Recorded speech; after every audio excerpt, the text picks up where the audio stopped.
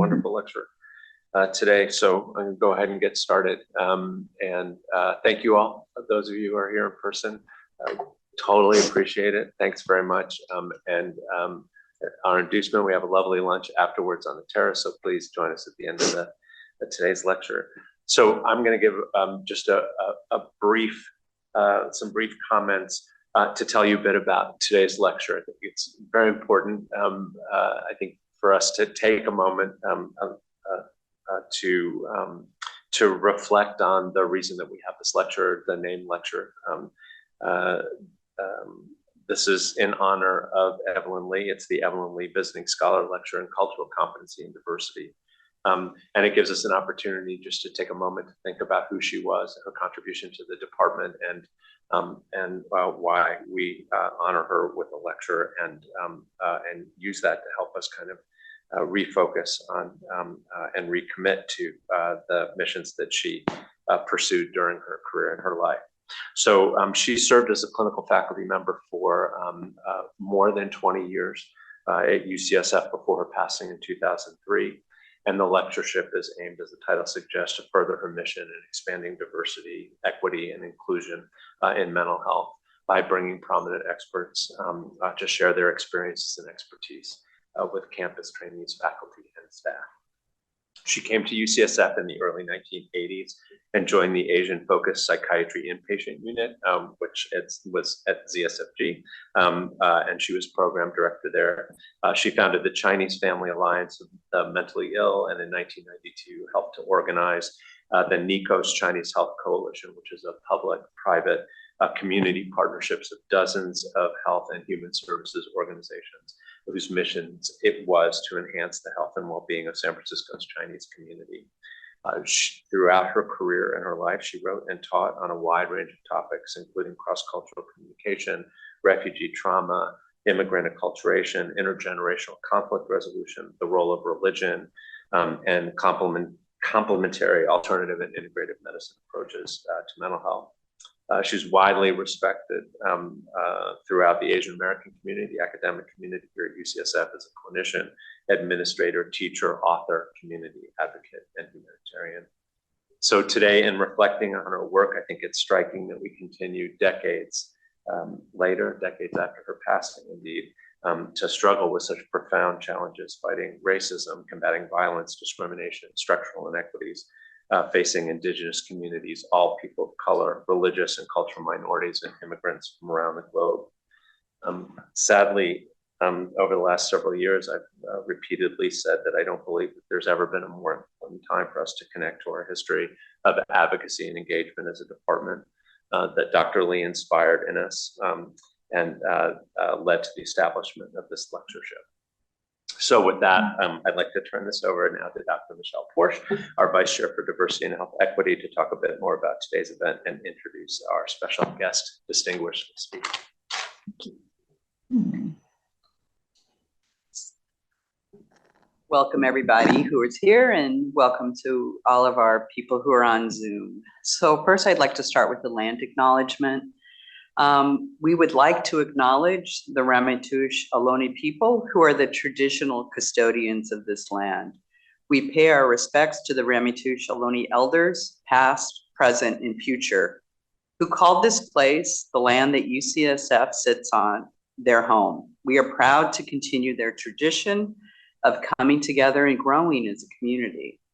We thank the Ramaytush Ohlone community for their stewardship and support, and we look forward to strengthening our ties as we continue our relationship of mutual respect and understanding.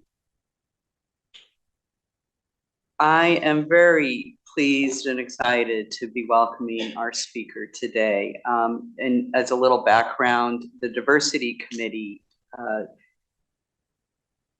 votes on and nominates who they want each year for this. And they're very enthusiastic about having Dr. Teresa LaFromboise to come and be our speaker for the Evelyn Lee Lectureship. Dr. LaFromboise is counseling psychologist and professor in developmental and psychological sciences in the Graduate School of Education at Stanford University.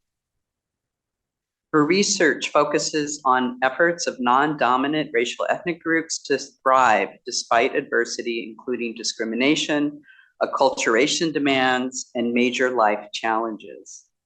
She has extensive experience developing and evaluating school and community-based psychological interventions with American Indian, Alaskan Native adolescents, as exemplified in the American Life Skills Development curriculum.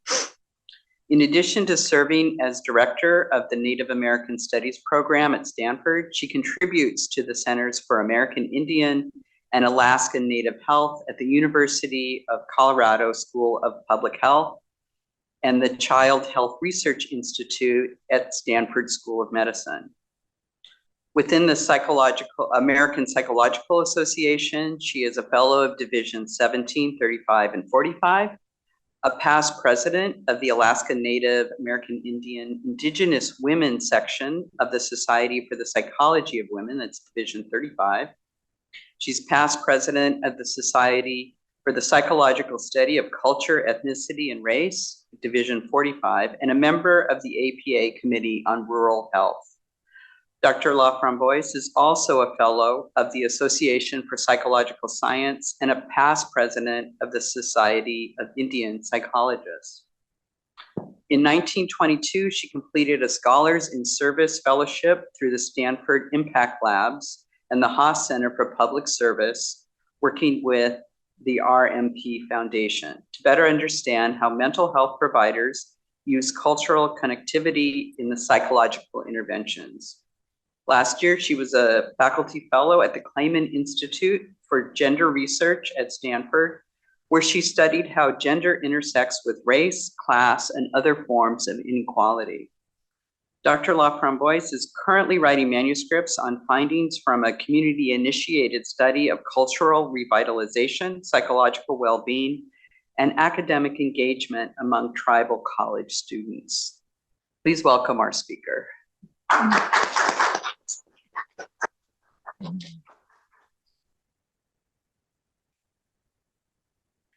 Wow, that was really nice. I appreciate everything. The introduction to Evelyn Lee, again, reintroduction. When Dr. Porcher invited me and talked to me about this, I was really just thrilled because I only interacted with Dr. Lee one time. It was very quick, but it was so amazing. I knew of her and everyone recommended her. That was when I was, I think, the president of Division 45. And I called her one day because I was teaching a course in multicultural counseling at Stanford in School of Education, and just asked her if she would be willing to give a guest lecture. And she immediately agreed, came over, did this wonderful lecture and left. And it was just so impressive. I mean, the students were amazed, and my status within the school as an assistant professor at the time went up quite a bit. You could tell because they were starting to realize there really is, a science to this. There's a field in cultural competence, and that, it was exhibited in much of what she talked about. And I believe she, as I recall, she was talking quite a bit about her work with refugee women here in San Francisco, and the Asian population, Chinese population. So that's I appreciate that very much. I'm also honored to be able to be speaking to you today in ancestral homelands of the Ohlone people. And since we've just gone through Indigenous Peoples Day, it's nice to be doing it in conjunction with a lot of activities that are going on. I guess on Monday, some 50 Stanford students got up at 3 a.m. and left and came out to Alcatraz with hundreds of others for sunrise ceremony on Alcatraz, and that's great. I'm going to, oh dear.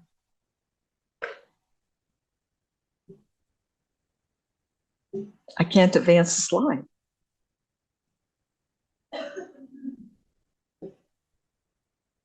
Oh, I have to use this.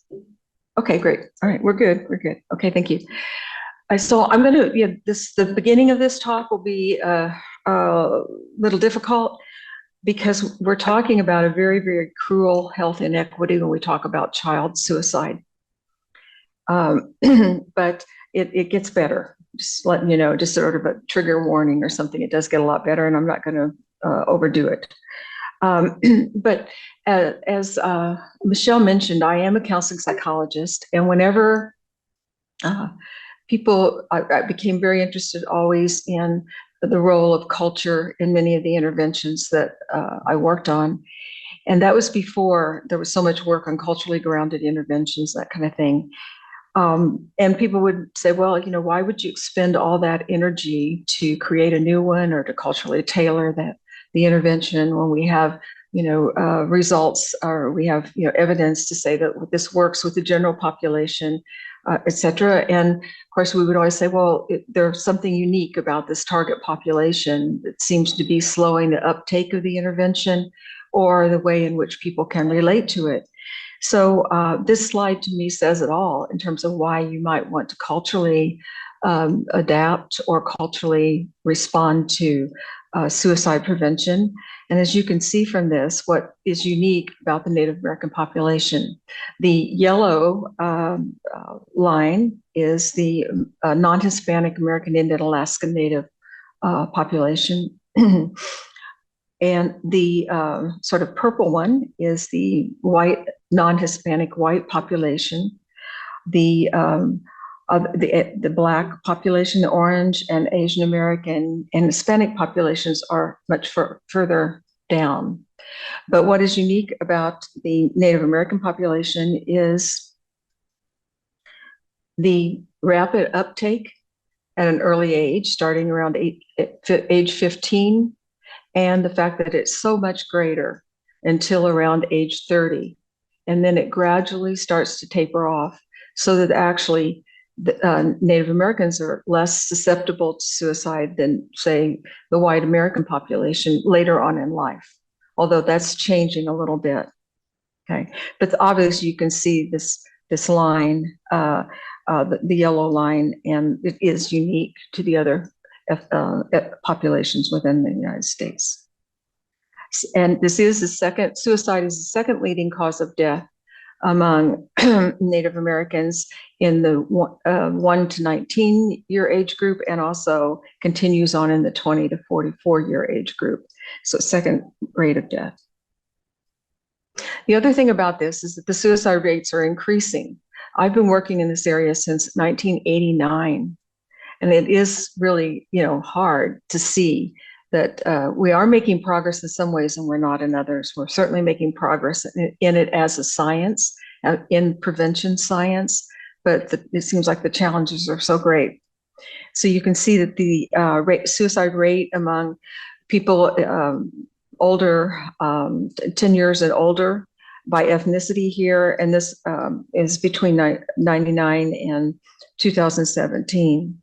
But again, the sort of yellow line in the figure is the American Indian Alaska Native rate, and then followed underneath that by the white American rate, and then of course the other populations of color that are being reported here are not as high. Now this only goes so far because of the work that I've done on that. So we've recently extended it out. So this is looking at the years 2018 to 2021. And still you can see that American Indian Alaska Native rates in the ages 10 to 24 are substantially higher than the other populations. In 2018, the suicide rate among American, I'm going to now move to Native American. That's the way I usually say it, but the way this is reported out in government documents is American Indian Alaska Native. So please excuse me for that.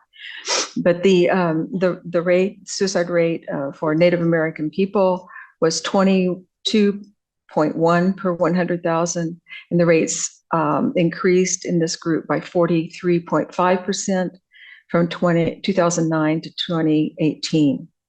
In 2018, the rate per 100,000 population of suicide among Native Americans 10 to 24 years was 29.4% compared to 11.6% of the general population.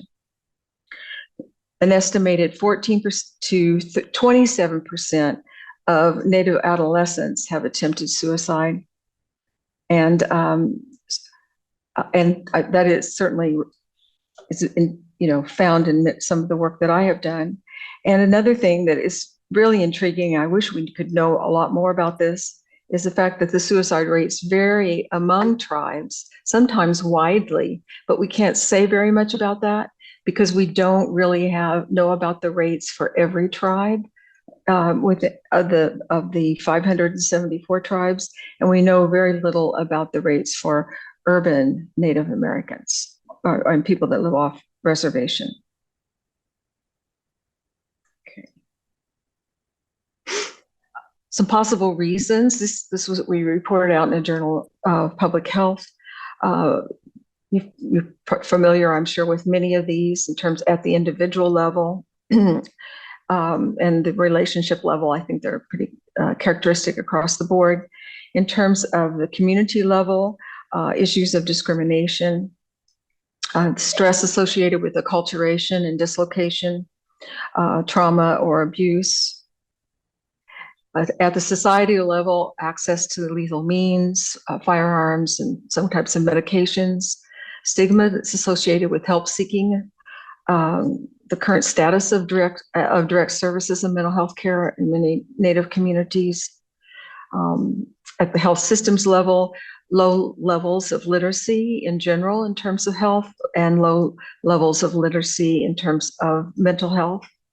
The lack of culturally responsive mental health care and resources are limited in terms of healthcare settings. Hopefully now some of that's improving with some of the recent funding sources that are coming through. Okay. I like this diagram. It talks about the burden of suicidal behavior. The figures from this are from the CDC, and they're the number of persons affected by suicidal thoughts and behavior among Native Americans aged 18 to 25 in the year 2016. So if you look at the tip of the pyramid in 2016, 151 cases of death by suicide were reported to CDC, and about twice that many hospitalizations due to suicide attempt were reported to CDC.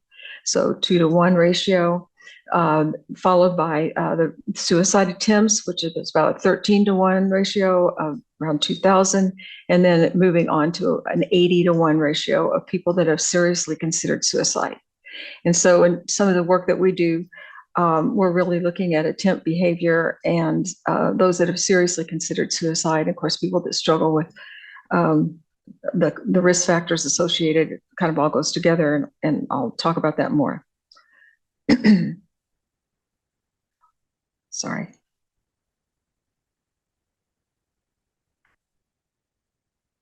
I hope I'm doing this right. Now I'm getting, all right, thank you.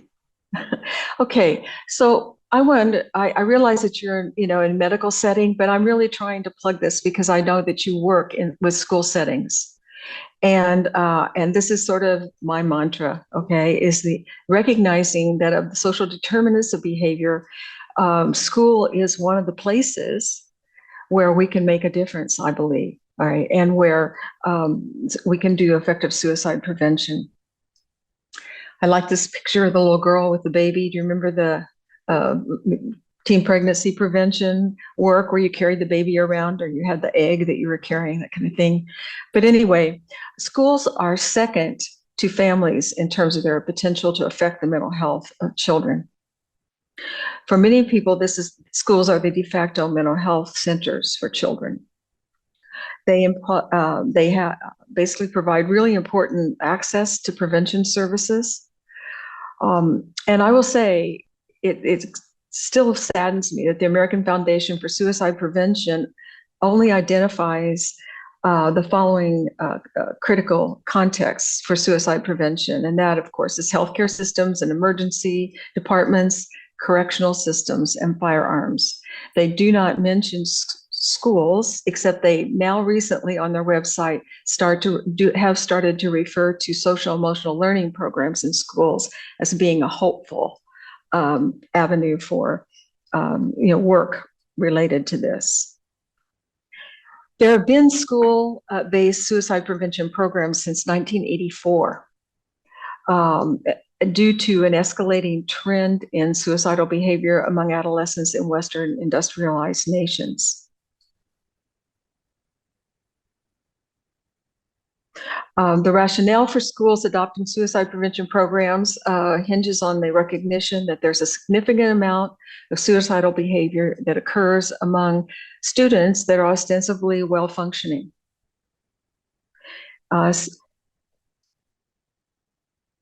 I think about that all the time. I mean, I work with some really high-functioning students that have all kinds of mental health challenges, and a lot of professors that have mental health challenges at times too. But anyway, schools definitely. The other thing is that I think we have to think about, when it is a rare event that within a school, a student commits suicide, in some places, and I'll talk about other places, but it can be very, very devastating, especially because of the social contagion aspect of it, and the opportunity for it to sort of grow.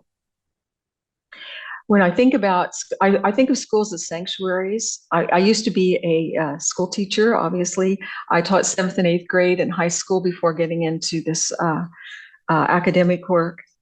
And I was always amazed at how schools are places that educators and other professionals can connect with families and with children and their families to identify problems and to try to help solve some of those problems. We have some recent research that talks about the protective aspect of students that have positive relationships with an adult, obviously with a parent, but a non-parental adult, and a positive school environment as really being protective against non-injury. Non-fatal or non-suicidal self-injury and suicidal ideation, suicide attempts. So I think of them as really potential, I mentioned sacred spaces. They could be potentially sacred spaces. For some, it's a place where they feel safe. Some, it's the only place they get a meal. They can do a lot for fostering, mental, emotional, and behavioral development of youth. So that's my pitch about schools. I was really lucky. A number of years ago, Stanford had a committee that I was on. It was called the Zuni Stanford Committee, and it was to provide consultation at the request of the Pueblo of Zuni in New Mexico. On issues that were important to them. So it wasn't faculty driven, it was driven by the leadership of the Zuni community. And different faculty were sort of called upon to be a part of the committee. So people in the business school help with the Zuni co-ops for jewelry making. They do a lot of beautiful inlaid jewelry work, jewelry making. The provost office did leadership training with the tribal council. People in linguistics worked with the Zuni radio station. Anthropology, some professors from anthropology came out and taught at Zuni High School. And I was in the School of Education, and the superintendent of Zuni schools contacted me and asked me what I knew about suicide prevention. And as luck would have it, I had just finished an article on cultural and cognitive considerations of suicide among Native American adolescents with Dolores Bigfoot. And I'd also, during my doctoral training, volunteered on a suicide crisis line at Louisiana State University. I said, that's what I know. And he said, well, you're welcome. He said, we have a problem We haven't wanted to have any outside consultants come in, but we've been trying to figure out what we're going to do for a year, and we're not getting anywhere. And the reason for it was that they had, the year before, 5 Zuni youth from the high school in 1 year died by suicide. And this is a small community. At the time, the population was only 7,000. And he said, we really do need to do something. And so I was invited to bring my students out, which we did. They had a very interesting system. First, we met with school administrators, and then another time, and we came out and we met with the tribal council. They invited us to do some trainings. In other words, they vetted us over a number of times. So over a period of 3 years and about 15 trips, we developed, evaluated, and then later published a suicide prevention curriculum. One of the concerns that people had, or that the tribe in particular did have about the problem, was the fact that they felt that among those 5 boys that had taken their lives, that a number of them were not able to be involved in some of the ceremonial life of the community, just because of arrangements that had happened within their family that prohibited them from being able to be initiated into the kiva and that kind of thing. And so they really felt that that might be one of the things. So that was one of our hypotheses when we were doing this work. But they definitely were concerned about not changing any of that, but maintaining culture. But they also were. I have this slide about deep culture and surface level culture, because I will say there is culture embedded in here, because each one of the kiva groups met with us in this period of time when we were developing it, but they were not forthcoming about deep culture. We didn't, and even though we weren't really, very often, I think only one time in those 3 years was I invited to one of the night dances. So they were very protective of culture.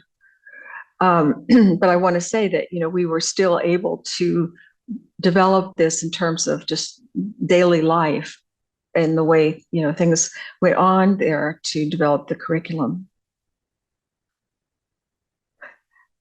I want to situate this within prevention. This is, what did I do? Feels like it's working against me. This is a schema about in the ideal society. This was a committee I was on for the National Academy of Sciences. And in the best of all worlds, what do we have in terms of evidence for prevention, and what should everyone be able to have access to by developmental phases? And so as you see here, we have great pregnancy prevention. We have prenatal prevention, prenatal care, nurse home visiting, especially in Indian communities when a child's born at the Indian Health Service. We have early Head Start. And then in this, and we have a lot of different types of parenting skills, interventions. I think what's different is we often think of it as only parenting skills with young children or first new parents. And this committee is saying it should be all across the lifespan of a child till you get them out, until they've sort of left the nest, so to speak. Parenting still struggle. And then I've outlined this sort of yellow area, which is where I think that this work fits. And that is in the social and behavioral skills training, and the fact that it can be done in classrooms. And on this, you'll notice that they're talking about that there are evidence-based interventions for classroom prevention of substance abuse, aggressive behavior, and risky sexual behavior.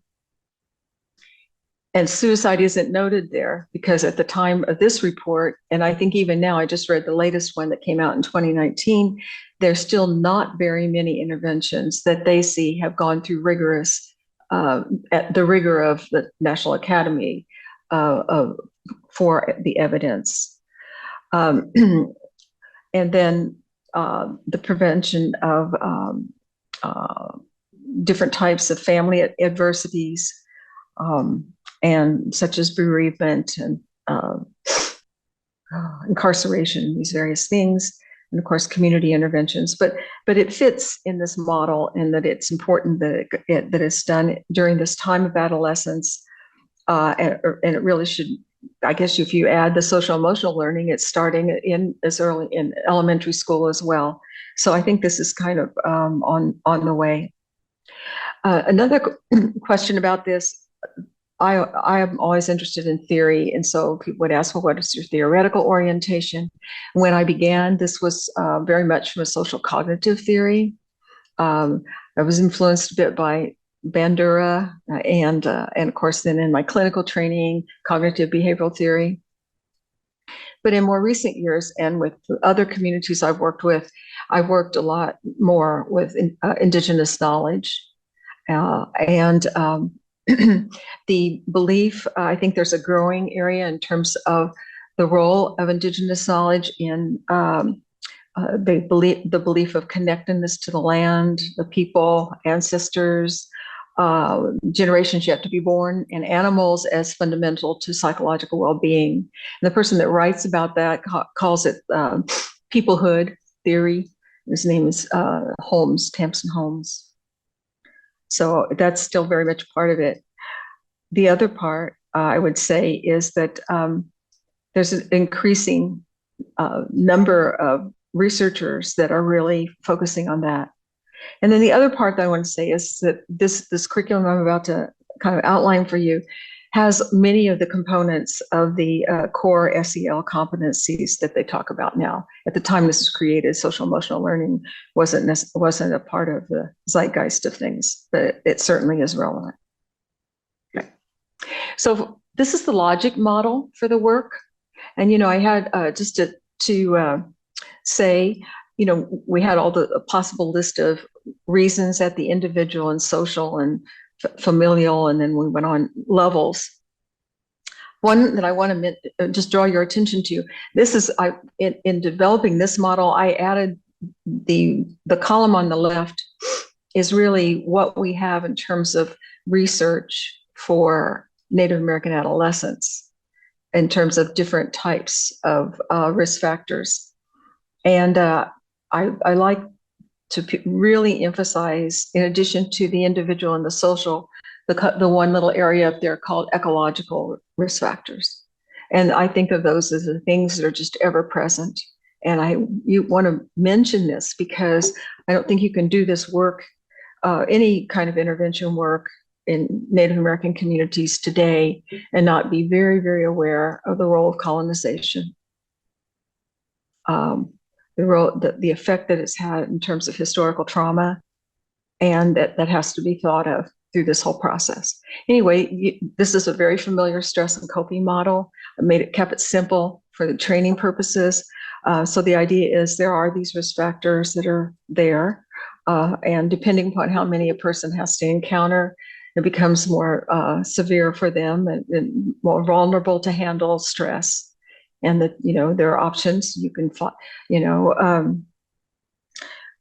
fight, flight, or flee, isn't it? Anyway, but basically avoid or approach the situation.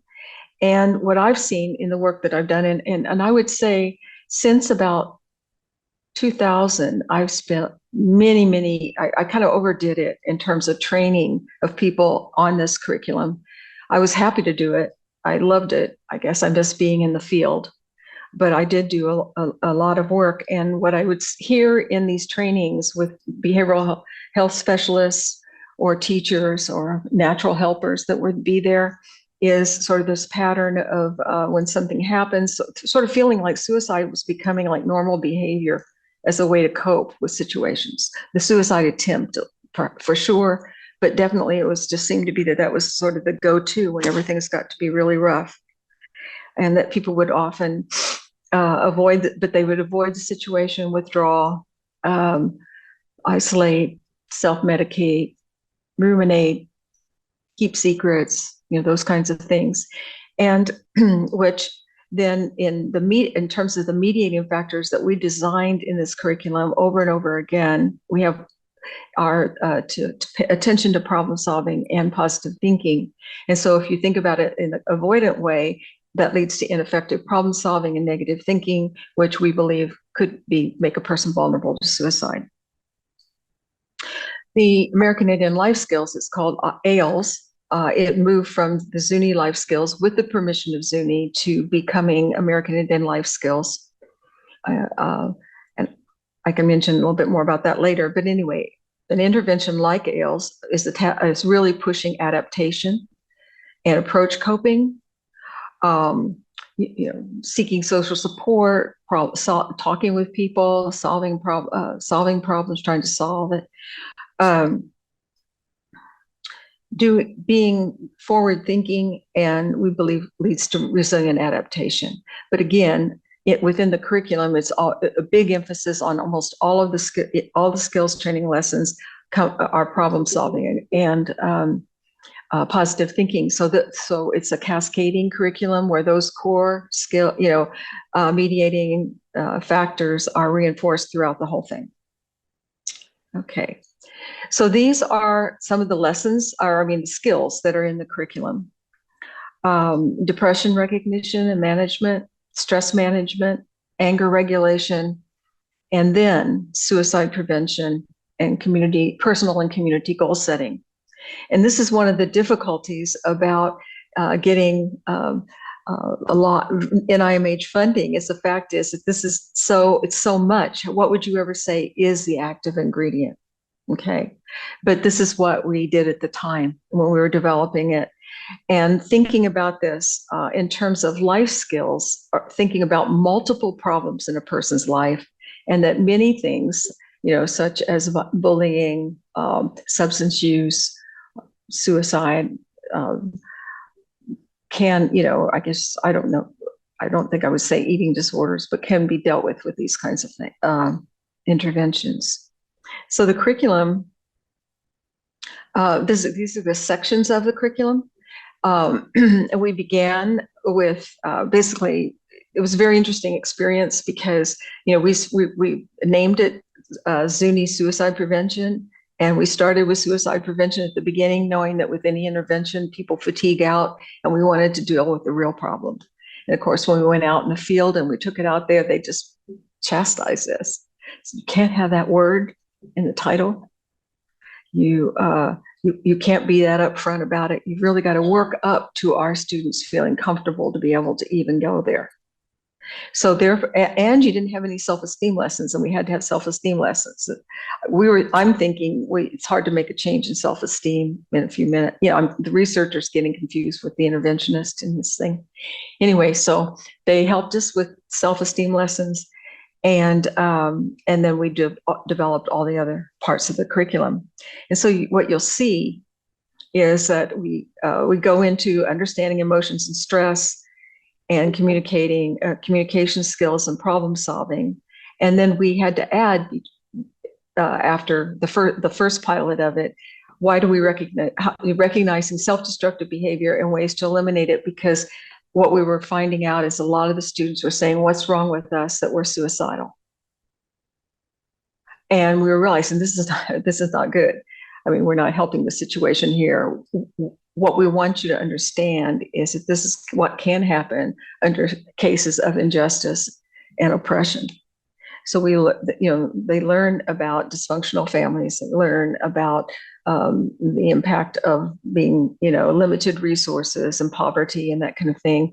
And we even have lessons on Native American rights and responsibilities and standing up for them. So that's really I would say section 4 is more of the politics of it all, right? Which seemed to really make a difference in the second year of the implementation of it. And then we move into sort of classic crisis intervention for suicide prevention. And we didn't want to just leave it there. And so we have this really uplifting last section of lessons on individual and community goal setting. Now, all in all, there are 44 lessons, and some of the lessons could be 2 or 3 class sessions. And that's because we were educators and we believed in academic freedom. And I knew that the teachers didn't want to be spoon-fed. And so that's a thick book with all these lessons. And then along comes the evidence-based treatment movement. And that made it very, very different. But anyway, to go back to, well, is this effective? Let me share with you the very first evaluation. This was we spent, basically, we were there for 3 years. We spent the first year developing the lessons, the second year piloting it with language arts classes, the third year, then the actual evaluation. We were not allowed to randomize. We explained why, and we really asked to randomize. We also asked to be in the middle school. I have to say, from a prevention perspective, we knew we needed to be in the middle school. And I asked 3 different times, the first 3 meetings out there, and the superintendent said, more or less gave me this look like, don't ever ask me again. And his point was that as an administrator, he wanted to address it in the location of where the crisis occurred, which was at the high school. So we said, okay, so we developed it at the high school level. So anyway, in terms of randomization, we explained to them why we wanted to randomize. We wanted equal groups if we could possibly structure it that way. And they decided that they would select the classes that received the curriculum, and that's fine. So they selected the curriculum classes, and then we had comparison classes in language arts. So the students received this intervention. Those in the treatment classes receive the curriculum 3 days a week, Tuesday, Wednesday, and Thursday, in their language arts classes. The others had language arts as usual. We did a self-report survey pre and post, and behavioral role play post. And by the time we got to the behavioral role play at the end of the survey, we were able to randomize. We were able to randomize a third of the students from the treatment group and a third from the comparison group. And the students went through 4 role plays. 2 were just general problem solving scenarios, and 2 were suicide prevention scenarios. One was an indirect indication, like the student is giving away a valued possession. Then it was called a boombox, giving away their boombox. And the more critical one was the student planning on Saturday night to take all the pills in the medicine cabinet when she had to babysit yet again while her parents went out. Okay. And it was interesting because Zuni students were not allowed to ever role play a person being suicidal. So for this study, I brought students out, young looking Native students too, and they were the Confederate clients through all of these role plays. And then we trained Native American peer raters, and then that's how we were able to do this study. So we found that those that went through the curriculum were significantly less hopeless, more confident to manage their anger, and also they were much better problem solvers and suicide interventionists. So it was a really great experience. There were the sample size was only 128, and I want to share this. At baseline, when we did the pretest, and at that time it was before you had to have parental approval, parental consent for students to be involved in this type of work, and so the tribe gave the consent for the students. So all of the students in the freshman class were, potential participants in this study. And at baseline, 81% of them were in the moderate to severe range on suicidal ideation scale.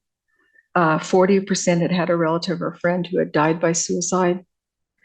18% reported having attempted suicide themselves. So this was that work.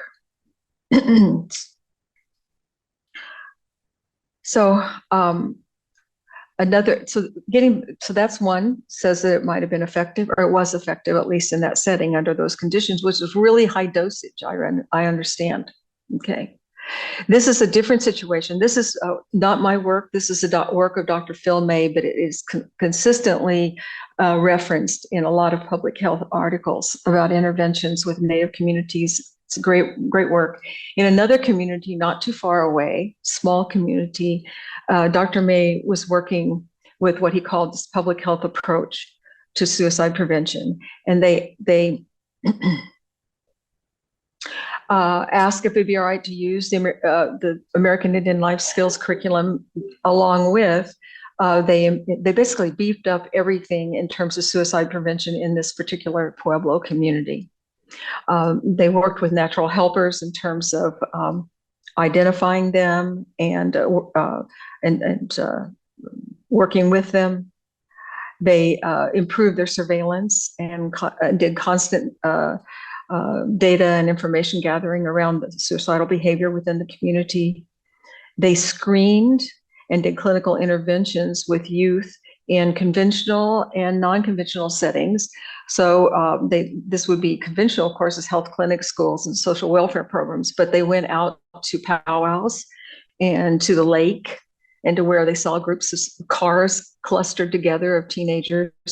And they went out to people in these unusual settings and screened kids and encouraged them to get help. As I said, AILS was in the school, and then they also improved the line of communication between the people at the Indian Health Service clinic and the community. So this was an all-out approach. And so what you see here in this article that was in the American Journal of Public Health, when they began this in like 90 and around 88, 89, they started reporting out. And you can see that they had 40 incidents of suicide attempts. And when they started in about 30 suicidal gestures, and it moves around in terms of the peaks and valleys. But overall, by the time that they reported this out in the year 2000, there's significant changes. Of course, the deaths by suicide didn't change that much, but the suicidal, non-suicidal behavior did. So that doesn't say that AILS was only a part of it, but I still always like to show that one. As I said, I was doing this training, and this is a really interesting study. This was totally independent. I had nothing to do with it. I only found out about it after they had conducted the study, and I'm really glad I didn't know, because I would have been very anxious. They invited me back to see these results, which was neat. When I was doing the training, that I trained people, and they said, well, look, we can't possibly do all these lessons. And so what do you recommend? We only have 10 lessons that we can give in the schools in this particular part of northern New Mexico. And so what would you recommend? And so I have a list of what I think are the 13, I can't go down to 10, but 13 critical lessons from this curriculum. And so they chose 10 of those 13, and they were able to do 10 weeks in with the students in 5 different schools. There were 90 students in the sample across the 5 schools. They did not have a comparison group. This is pre-post. The students are in about 40% males, 60% females, 14 to 18-year age group. What's interesting about this is that when they asked the question, do you speak a language other than English in your home, to get a sense of traditionality? And 50% of the students spoke their language at home. And this was conducted by a behavioral health center that had a substance abuse, NIAAA grant. It was for substance abuse prevention, but they just added the suicide questions onto it, and that's how they were able to do it. And they found that the difference from pre-post was significant in decreasing hopelessness, suicidal risk, increasing public collective esteem, which is it's an identity measure. This asking how you think other people view your race. In essence, that's what the wording is, because it's from Robert Seller's work on racial identity.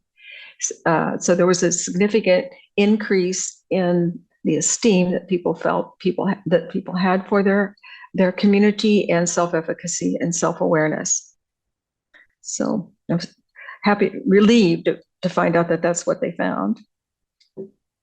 And then over time, we did get the opportunity to change the curriculum, or not change it, to create a new curriculum that's very much based from this parent curriculum that at an early adolescent developmental level, and reduced it significantly in size to 35-minute sessions. Okay, my goodness. And we added a workbook. That's one of the things that we found when we were doing comparative treatment control group with the other version on another study, that students really wanted. The comparative treatments always had workbooks, and students wanted the workbooks, so we created that. So in that study, we were able to go back to Zuni some, I don't know, 17 years later. It was really neat to come back after all that time and do this evaluation. We did it in the middle school with 141 Zuni students. We were able to randomize now. We were able to work with the school counselor to randomize the students into social studies classes. So they didn't feel randomized, right? And some classes got it, some classes didn't. And we did use measures of suicidal ideation and hopelessness, and I certainly hoped that we would get significant differences in those, and we did not. But I also want to backtrack that they wanted us to sort of get in and get out. And so in order to cover all 30 of the lessons, we really only had 6 weeks for each group. We had a treatment group, the first treatment group. We pre-tested the first treatment group and post-tested it. And on the very same day when the second treatment group came in, we pre-tested the second group and post-tested it after 6 weeks. But anyway, we looked at the differences between the two groups with the data collected on the very same day. So we had that kind of design. And we also, from the beginning, did not have a self-efficacy scale, and from the post, time for the post-test, we did. And so I'm only reporting out here the second group's pre and post-test differences, and we did see significant differences in self-efficacy. Use manage depression, cope with stress, enlist community support, and enlist social resources. So it's sort of preliminary work. I've got to wrap it up here, so let me just go to the takeaways if I could. All right. I think what I'm trying to say in this work is that if there's any way, and I know it's very difficult because now people are worried about language or learning loss in schools, but if you have children, grandchildren, private schools, anything where you could maybe be able to encourage people to think about implementing something like this in the school. It's what we know is that schools are often overlooked for suicide prevention, that there have been a number that this is really not only this, but other school prevention interventions have shown positive outcomes. Here, American Indian Life Skills has an array of settings. This has been used in tribal schools, BIE schools, charter schools, or Indian education programs on the weekends, etc. And that many people have benefited from school-based work. I do know that, I realize that this is focusing a lot on individuals and their peers, which may be somewhat limited. We need to really work with families and more of the community, and that is happening. There's incredible work being done in Alaska and with the Johns Hopkins group in Arizona, that's very, again, culturally grounded and self-determined by the community. Excellent article. I'd be glad to send it to you, Michelle, if you'd like to circulate it, by James Allen, that's really going over these, this work and emphasis on positive, protective work, culturally grounded work, etc. In terms of our work, our sort of multi-level work and getting beyond just focusing on the youth, we have worked with teacher advisories, where teachers go take monthly visits to the home of families that are willing to have them come by. that has happened on the Blackfeet Reservation.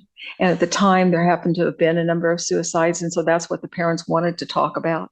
But that was a really good linkage. Most reservations have Head Start programs, and Head Start programs have parent committees.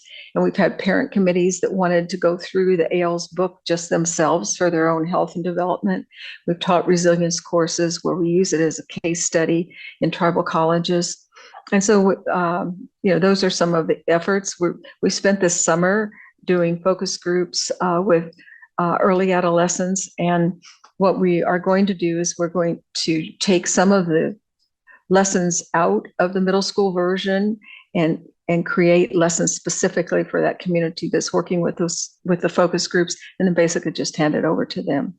So I really just hope I've sold you a little bit on at least the interest in this kind of work and the importance of it and the potential it has to really make a difference. And that was my goal. And I'll be glad to stop here and take questions.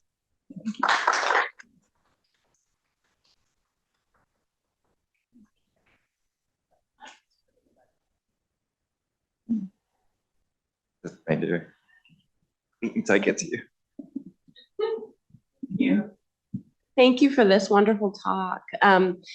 I keyed into your comment that the Zuni elders didn't want you to talk about suicide. And I wonder if you could elaborate a little bit more about their reasoning around that. Sure, I'd be glad to.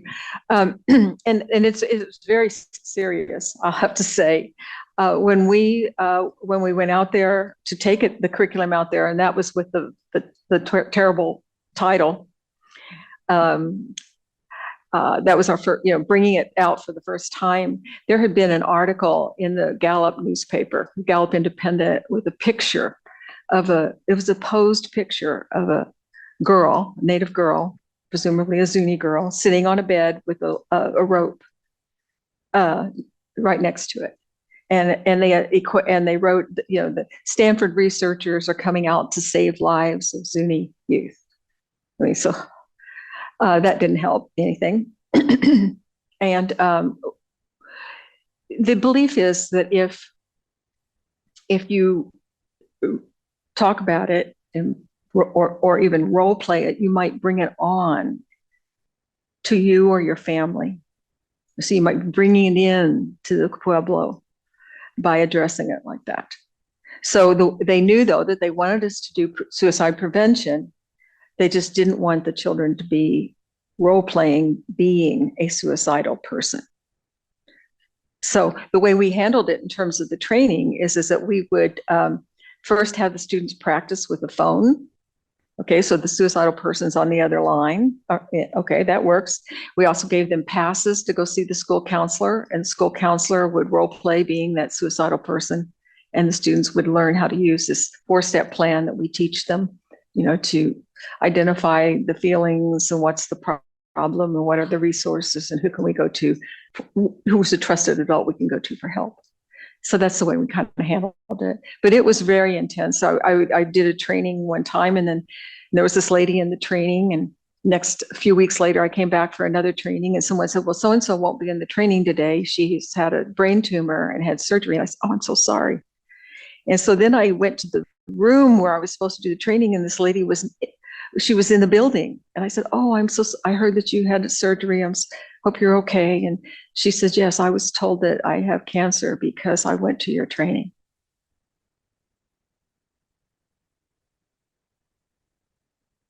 So it was intense in terms of the beliefs. And when I talked to the superintendent who had invited me to do this, I said, what do I do? He said, you do the work that I've asked you to do. I will handle the politics and my community. Just do the work. Thank you. Well, hi, I have a question. Thank you. Your work is so important and vital for the community. Can you talk? Yeah. Thank you for your work, and it's so vital for our community. I have 2 questions. One was, were parents involved in learning the intervention as well, or family members? And 2 is, it makes sense starting at middle school, that it would maybe have a bigger impact to prevent suicide later. And I don't remember if I saw, but I don't know if you have information if that was. I really can't hear you. I heard the first part about were parents involved. Yes. And second one is for middle schoolers, did you see the effects of suicide prevention later on, more so than the kids who only got it in high school? That's a really good question. I'll answer the first one. That's an easy one. Okay. The way that parents were involved at Zuni, we really wanted to have Zuni people delivering the curriculum, but we couldn't because there weren't any teachers that were from the Zuni community in the school. And so what we were able to do eventually is to have Zuni people team teach with the teacher.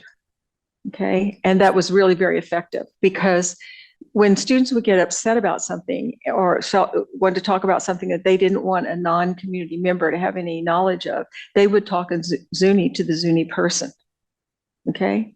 So that is one way. Another is that within the curriculum, we do have a lesson about coping in which we ask, we ask the interventionist to find someone that's been known to have attempted suicide and gotten through it, if they'd be willing to speak about it, to come in and speak, and that usually brings in a community member. We also, after a while, in Oklahoma, we had a teacher who was a language arts teacher that through one of our studies, I didn't talk about all of them, but through one of our studies, she really got involved in this and decided to convince the principal to be hired as a full-time suicide prevention instructor as opposed to a language arts teacher. And she used the curriculum. She did it for 5 years until they had some funding problems, and then she had to go back to the regular language arts classroom. But doing that, it's intense. All right. So what's happened is that I always encourage people to know who in the community is really good at relaxation.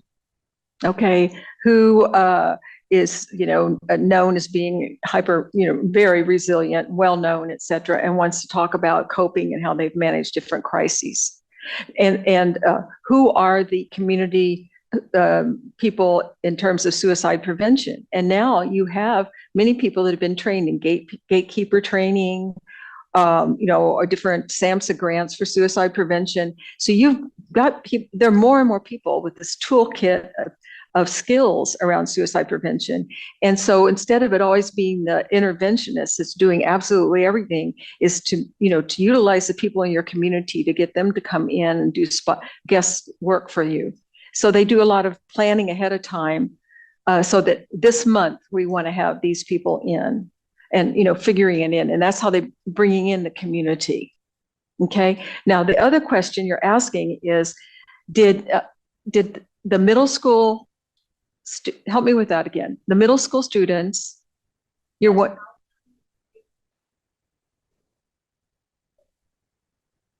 oh, are the outcomes better? Oh, okay. Well, I wish I could, I don't know. Do you see what I mean? I really don't know. The issue is that we only had that one study. All right. And I have tried. I want to tell you, people want the curriculum. They don't want to be involved in efficacy studies, honestly. And so I'm hoping that's part of what I'm hoping I try to cultivate potential sites. Okay. Yeah. But certainly I'm always amazed. I was amazed at how well the middle school students in that study really gravitated to the work. They liked it. It's different than their normal classes, and they really seem to enjoy it.